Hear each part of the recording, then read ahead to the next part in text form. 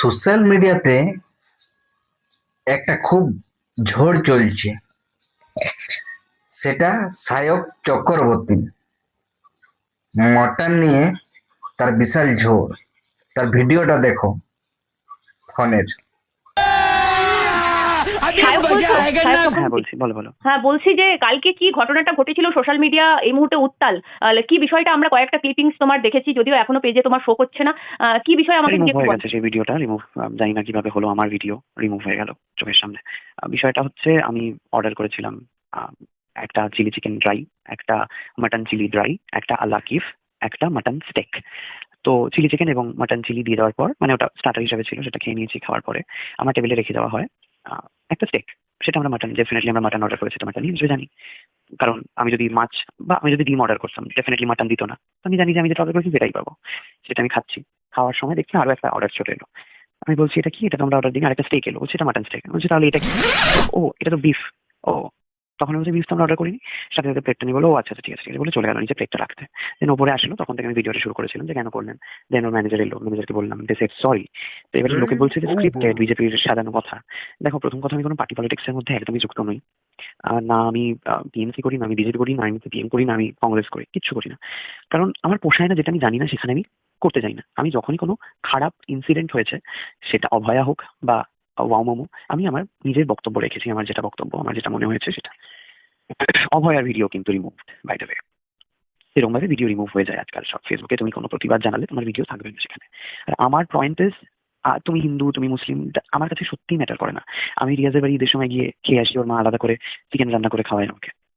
তো সেখানে দাঁড়িয়ে আমি কোথায় খাচ্ছি, মানে কলকাতার বেশিরভাগ রেস্টুরেন্টে অনেকে বলছে যে কেন খাচ্ছ, তুমি কি জানতে না এখানে বিফ বিখ্যাত। কলকাতার বেশিরভাগ 5 স্টার হোটেলে তোমার বিফ পাওয়া যায়। তো সেখানে গিয়ে আমি অর্ডার যেটা করবো, আমি সেটাই আশা করবো খাবো। কিন্তু আমি চাইলাম না, তুমি আমাকে দিয়ে গেলে আর আমি সেটা সেই খাবারটা খাচ্ছি বলে আমি খেয়ে নিলাম, এটা তো মেনে নেওয়া যায় না।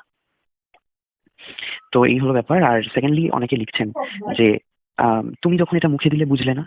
তাদেরকে আমি একটাই কথা বলতে চাই, আমি তো বিফ কখনো খাইনি, তো আমি জানি না টেস্ট কিরকম। ভেবেছি মাটনেরই মতন, মাটনই হবে। এবারে ধরো আমি তোমাদের কথায় মেনে নিলাম, মুখে দেওয়ার সাথে সাথে বুঝলাম না কেন। মুখে দিলাম মানে সেটাও তো অন্যায় হলো আমার সাথে। আমি মুখ অব্দি তুলবো, খাবারটা চিবাবো কেন? আমি তো এক্সপেক্ট করিনি এই খাবারটা আমি পাবো। যদি আমার খাবার হতো আমি তো অর্ডারটা দিয়ে খেতে পারতাম। আমি কেন খেলাম? যদি বলছো টেস্ট করে বোঝনি, কেন টেস্ট করলেও তো বলছি সেটাও তো তুমি, দোষ। আরেকটাও প্রশ্ন হচ্ছে, তুমি জেনে কেন গেছো যেখানে বিফ পাওয়া যায় সেখানে কেন সেটাই তো গেছো? বললাম, আমার কোনো প্রবলেম নেই কোথায় বিফ পাওয়া যায়, কোথায় গরু পাওয়া যাবে, ছাগল পাওয়া যায়, শুয়োর পাওয়া যায়। ওখানে চিকেন পাওয়া যাবে, ওখানে মাটন যদি পাওয়া যায়, আমি সেই দুটো খাবো।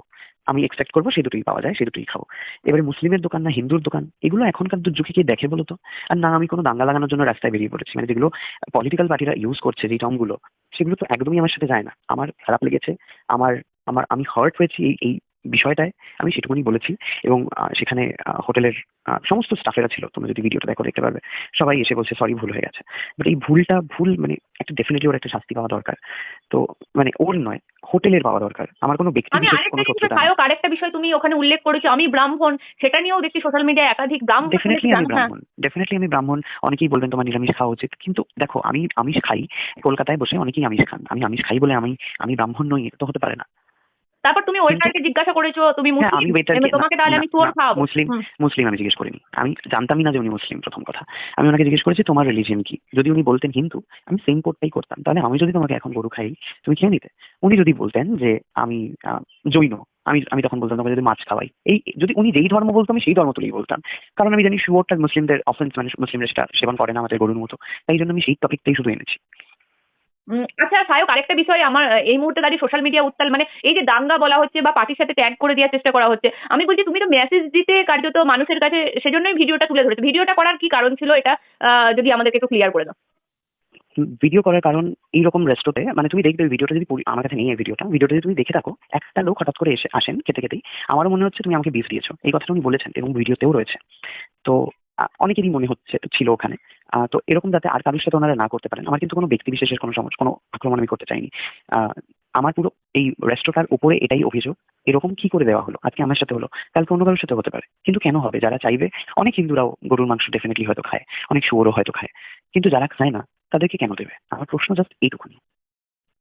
মানে সোশ্যাল মিডিয়া একটা মেসেজ দিতে যে এই রেস্টুরেন্টটা এইভাবে মানে খাসির মাংস বলে গরু মাংস খাওয়ানো হচ্ছে, এটা একটা মেসেজ দিতে চেয়েছিলে তুমি? হ্যাঁ, এবং ওরা যে সরি ফিল করছে, জাস্ট সেটুকুনি।